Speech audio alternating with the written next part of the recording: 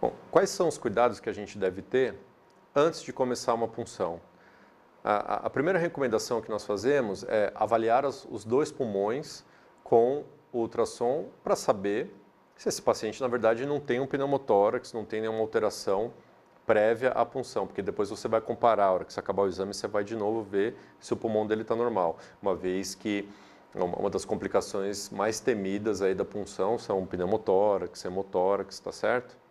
Então, sempre avalie os pulmões, procurando a presença aí de sinal da praia, como nesse contexto. Então, a gente observa aqui que são dois pulmões que estão ventilados, tá certo?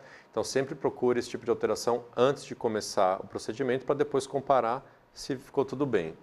Antes de começar, eu preciso entender se aquela veia que eu estou disposto a puncionar, se ela é realmente passível de ser puncionada. Porque o que acontece? Como no caso aqui, esse exemplo, uma jugular direita, eu preciso observar se não existe nenhuma alteração anatômica ou se não existe trombo dentro da veia, tá certo? Então, não deixe para estudar anatomia depois que você preparou todo o ambiente, que você já protegeu o seu transdutor, que você já se paramentou, já fez antisepsia, não. Estude anatomia antes do início do procedimento para não haver desperdício de material, ok? Então, observem como é a orientação transversal no estudo da anatomia.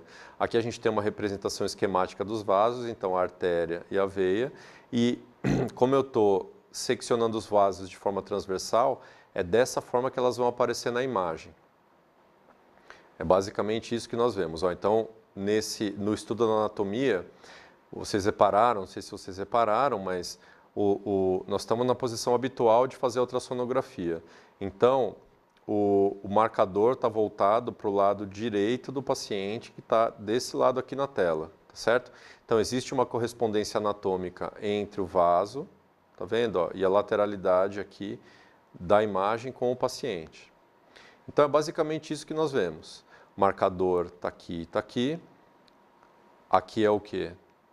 A veia, certo?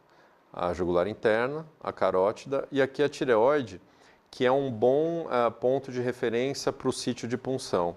Porque o que acontece?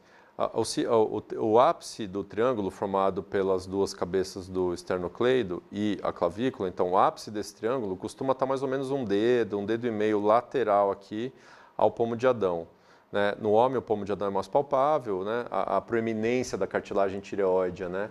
Mas mesmo na mulher, ela também pode ser palpável. Então, você vem aqui, desce um dedinho para baixo e desliza seu dedo para o lado e tenta procurar aqui o ápice do triângulo, tá certo? Costuma estar mais ou menos aqui onde a tireoide é visualizável. Então, aqui é um bom ponto para ser puncionado.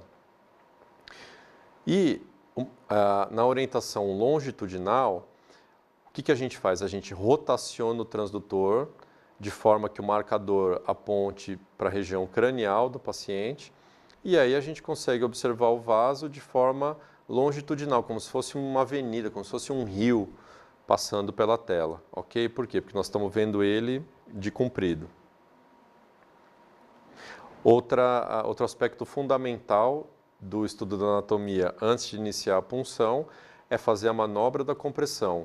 A manobra da compressão testa a patência do vaso. Vou mostrar de novo aqui. Então, o que a gente faz é comprimir. Conforme nós comprimimos, o vaso colapsa e nisso nós temos segurança de que esse vaso está patente, que não existe nenhum trombo dentro dele.